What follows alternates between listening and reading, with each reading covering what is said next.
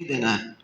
तो क्या है, ये अलग अलग यूनिवर्सिटीज के अनुसार होता है। तो जब आप फॉर्म भरेंगे तब आपको वो बताएंगे। जैसे आप जेएनयू का आपने अप्लाई किया सीवीटी में और आप जेएनयू का भी कर रहे हैं, तो जब आप जेएनयू का क्लिक करेंगे तो वो आ जाएगा आपके सामने कि भाई सेक्शन 1 भी देना है, सेक्शन 3 भी देना है। तो अलग अलग यूनिवर्सिटीज का अलग अलग क्राइटेरिया होता है। ठीक है, तो ये एक बहुत ही महत्वपूर्ण एग्जाम है। अगर आप इंजीनियरिंग और मेडिकल की तैयारी नहीं कर रहे हैं तो आपको 100% ये देना है। आपको ये सेंट्रल यूनिवर्सिटीज़ में जाना है। क्यों जाना है? क्योंकि सेंट्रल यूनिवर्सिटीज़ केंद्र सरकार की हैं, ज़्यादातर राज्यों में एक ही होती है। अब आप देखिए, central university of Andhra, central university of Assam, central university of Bihar, central university of Gujarat, central university of Haryana, central university of Hyderabad, Jammu Kashmir, Karnataka, Kerala. तो ज़्यादातर एक स्टेट में एक सेंट्रल यूनिवर्सिटी होती है। ठीक है, और इनकी क्वालिटी बहुत अच्छी होती है, टीचर्स इनके अच्छे होते हैं, सारी सुविधाएं मिलती हैं, हॉस्टल्स होते हैं, मेस होते हैं। ये बहुत ज़्यादा महंगे नहीं हैं, है ना। 11-12 हज़ार रुपये साल में फीस है, सिर्फ 10,000 रुपये फीस है पूरे साल की। ठीक है और आपको ऑल इंडिया लेवल के स्टूडेंट्स मिलते हैं, क्योंकि ये ऑल इंडिया एग्ज़ाम है। तो आप सेंट्रल यूनिवर्सिटी ऑफ पंजाब में अगर पढ़ रहे हैं तो वहाँ से पंजाब के स्टूडेंट नहीं होंगे, वहाँ पे केरल के भी होंगे, वहाँ पे मध्य प्रदेश के भी होंगे, वहाँ पे महाराष्ट्र के भी होंगे, और क्रीम होगी, यानी कि बेस्ट स्टूडेंट हर जगह के आपके साथ पढ़ रहे होंगे। तो आपका माहौल अच्छा होता है, सब पढ़ने वाले बच्चे, सब कंपटीशन देख के आए हैं, तो ज़्यादातर बच्चे पढ़ने वाले होते हैं, तो एक माहौल मिल जाता है आपको। और दूसरी बात, सारी पढ़ाई अंग्रेजी में है, तो आपकी अंग्रेजी इंप्रूव हो जाती है। अब आपका साथी जो है वो तमिलियन है, आपके क्लासमेट, आपका रूममेट जो है वो केरल से है, तो अब आपको इंग्लिश में ही बोलना पड़ेगा उसके साथ, तो इंग्लिश आपकी अपने आप इम्प्रूव हो जाएगी। माहौल मिलता है, आपके प्रोफेसर्स सब इंग्लिश में पढ़ा रहे हैं, आपका हॉस्टल है, आपका मेस है, पूरा कैंपस है ना। आपको बहुत सारे सेमिनार्स, बहुत सारे पेपर प्रेजेंटेशन, बहुत सारे कल्चरल प्रोग्राम साल भर चलते हैं, पर्सनालिटी डेवलप होता है, आपको बहुत सारा नॉलेज मिलता है। तो ये सेंट्रल यूनिवर्सिटी का एग्जाम है। अब इसमें कुछ जो सबसे इम्पोर्टेंट यूनिवर्सिटीज़ हैं उनका मैंने अलग से दिया है। सम इम्पॉर्टेंट यूनिवर्सिटीज, जिसमें नंबर 1 जेएनयू है, दूसरे नंबर पे यूनिवर्सिटी ऑफ हैदराबाद है, तीसरे नंबर पर आइसर है, Indian institute of science education and research, चौथे नंबर पर आपका टिस है, टाटा इंस्टीट्यूट, और पांचवा एपीयू। ये कुछ 4-5 यूनिवर्सिटीज़ हैं जो बहुत अच्छी हैं, जिसमें आपको ट्राई करना चाहिए। तो 12वीं के बाद ये ऑप्शंस हैं। तो पहला क्या है? जेएनयू। अब जेएनयू देश की नंबर 1 यूनिवर्सिटी है, मीडिया कुछ भी बोले, है ना, लेकिन जेएनयू काफ़ी अच्छी यूनिवर्सिटी है। जेएनयू में जेएनयू में बहुत कुछ है, जेएनयू में बहुत सारे आईएएस ऑफिसर निकलते हैं, जेएनयू से बहुत बड़े बड़े लोग निकलते हैं। तो जेएनयू का जो भी इमेज है वो दिमाग से निकाल दीजिए, जेएनयू में बहुत पढ़ाई होती है।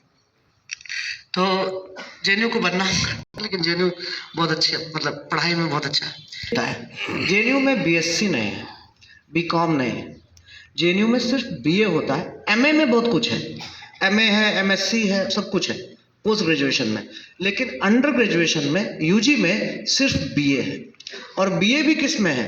फॉरेन लैंग्वेजेस में, यानी कि BA in Persian, BA in Japanese, BA in Korean, BA in Chinese, BA in French.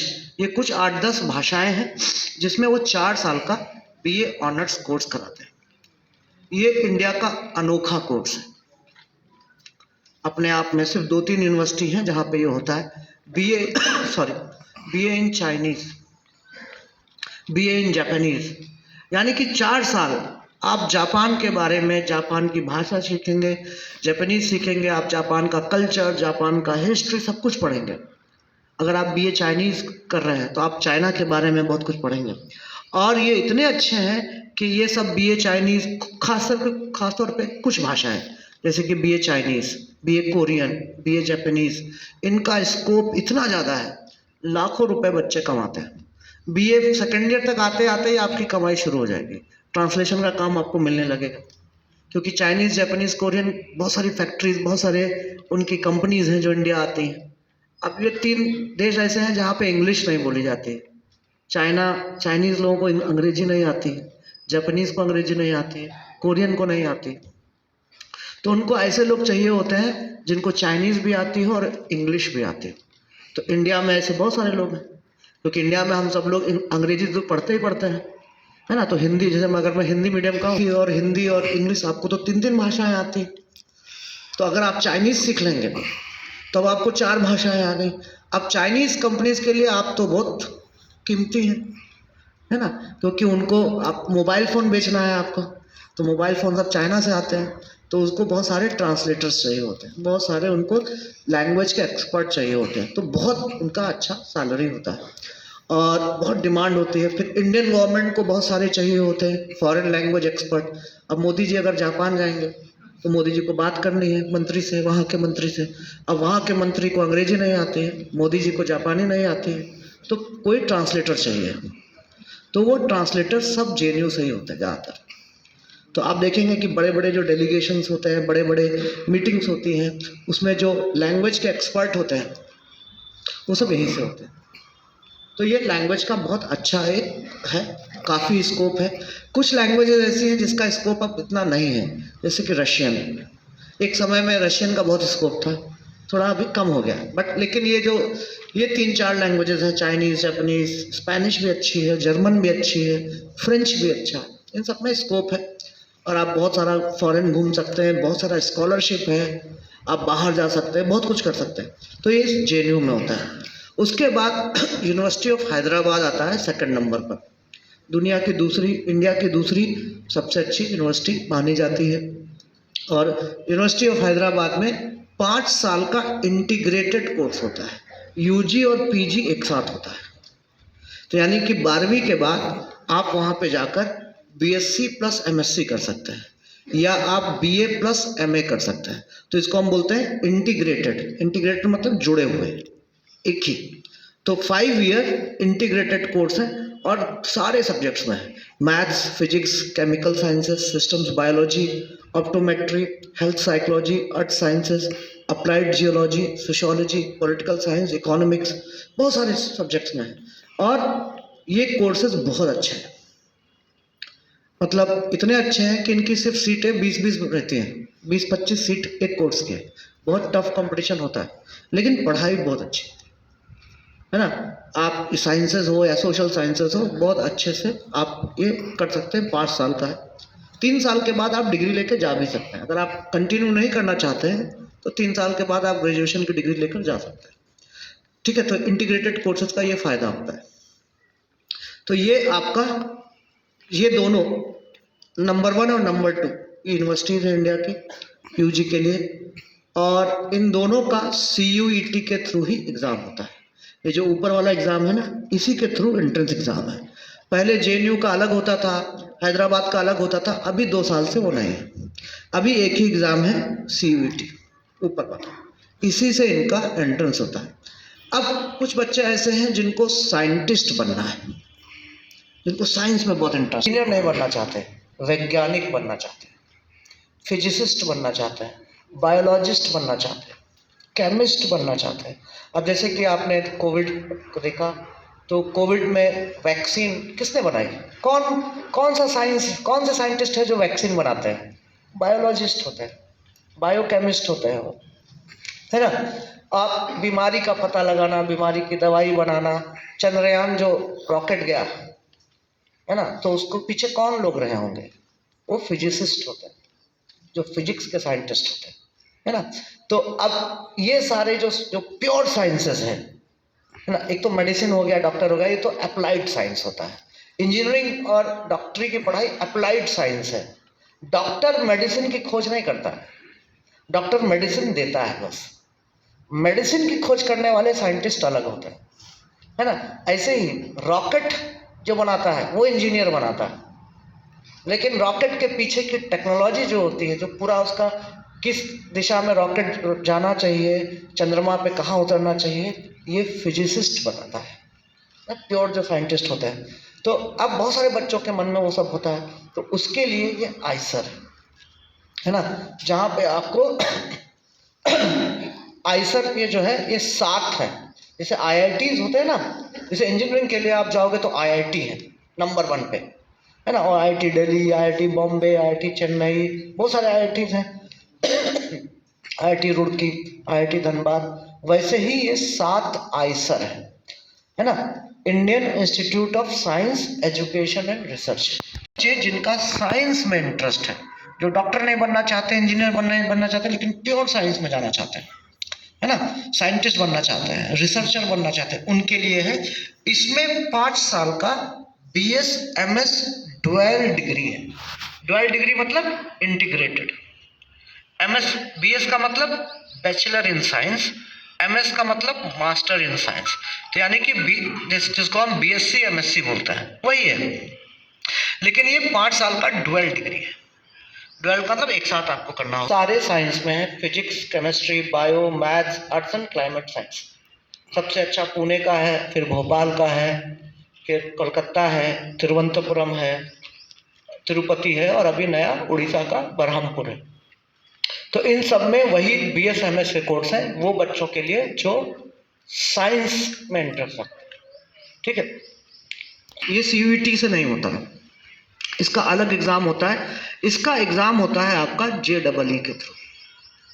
तो आप जो IIT के बच्चे जो तैयारी कर रहे हैं, अगर आपको इंजीनियरिंग नहीं करना है तो वही एग्ज़ाम है, एग्ज़ाम सेम है, और फिर आप आइसर के लिए अप्लाई कर सकते हैं।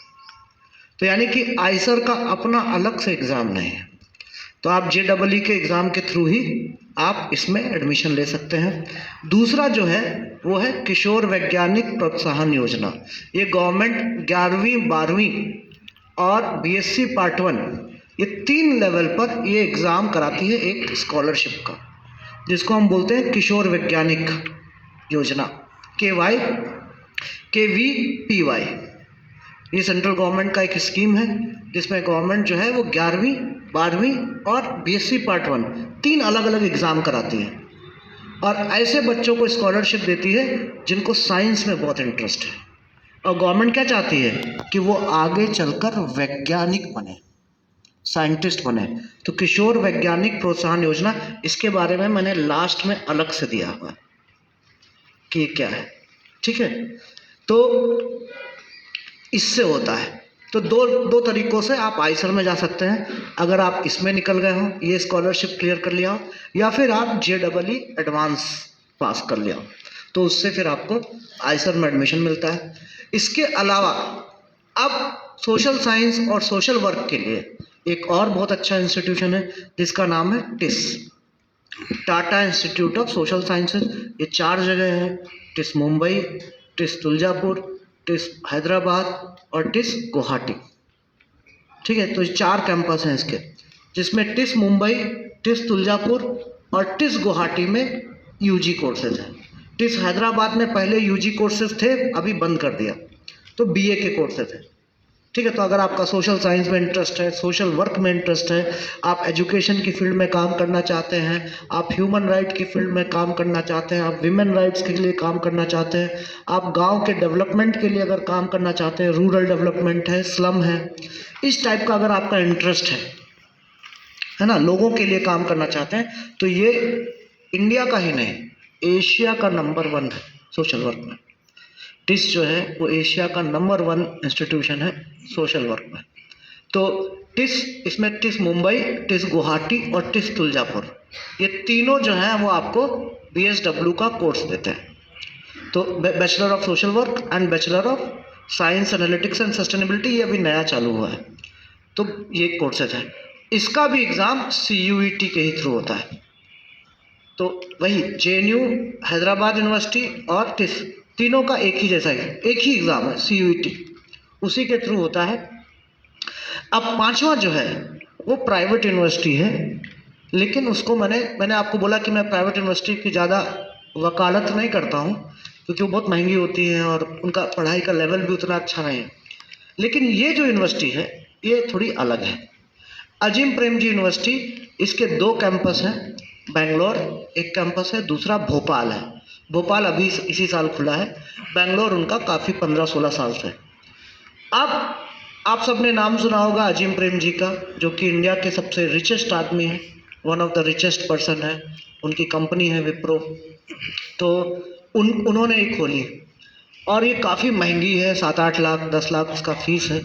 लेकिन उसकी एक ख़ास बात है कि अगर आप गांव से हैं, गरीब परिवार से हैं, छोटे शहरों से हैं और आपकी फैमिली इनकम बहुत ज़्यादा नहीं है, 8-10 लाख से कम है फैमिली इनकम एनुअल, तो आपको वो 100% स्कॉलरशिप देते हैं।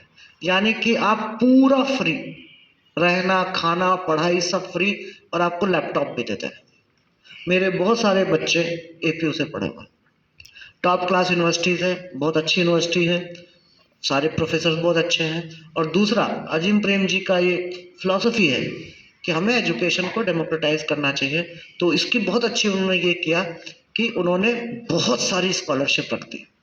तो अब गरीब से गरीब बच्चा भी जाके पढ़ सकता है, कोई प्रॉब्लम नहीं, पूरा का पूरा फ्री है। तो इसलिए मैं मानता हूँ कि ये भी बहुत अच्छी यूनिवर्सिटी है, क्योंकि हमारे बच्चों को बैंगलोर में पढ़ने का मौका मिल रहा है, भोपाल में पढ़ने का मौका मिल रहा है, देश भर के बच्चों के साथ पढ़ने का मौका मिल रहा है, टॉप यूनिवर्सिटी में मिल रहा है, तो हमारे बच्चों को जाना चाहिए। अब इसका एग्ज़ाम अलग होता है, क्योंकि ये प्राइवेट यूनिवर्सिटी है तो ये अपना एग्ज़ाम खुद लेती है, ठीक है। तो अब उसमें इंटरव्यू भी होता है, इसकी सबकी तैयारी मैं कराता हूँ, तुमको टेंशन नहीं, बहुत ज़्यादा कठिन एग्ज़ाम नहीं होता है, ठीक है। इंग्लिश पूछते हैं, मैथ्स पूछते हैं बेसिक, और बेसिक थोड़ा करंट अफेयर्स, और फिर सब्जेक्ट के हिसाब से। अगर आप बीएससी करना चाहते हैं तो बायो का पूछेगा, अगर आप बीएससी फिजिक्स करना चाहते हैं तो थोड़ा फिजिक्स का पूछेगा, तो सब्जेक्ट स्पेसिफिक क्वेश्चंस रहते हैं, ठीक है। अब इसमें कोर्सेज क्या है, BSc honours bio chemistry physics maths environmental science में है, बीए में देखिए economics English philosophy history and social science है, बीएससी बीएड भी कराता है bio mathematics physics and chemistry. और एपीयू की सबसे खास बात यह है कि इनके अपने ऑर्गेनाइजेशंस भी, इनके अपने स्कूल भी हैं, तो वो आपको जॉब भी दे देते हैं। बहुत सारे बच्चे एपीयू से करने के बाद उनके ही फाउंडेशन में अच्छी सैलरी पे करते हैं। आपका मन है करिए, नहीं तो आप दूसरा देखिए, लेकिन जॉब सबका लग जाता है, सबका।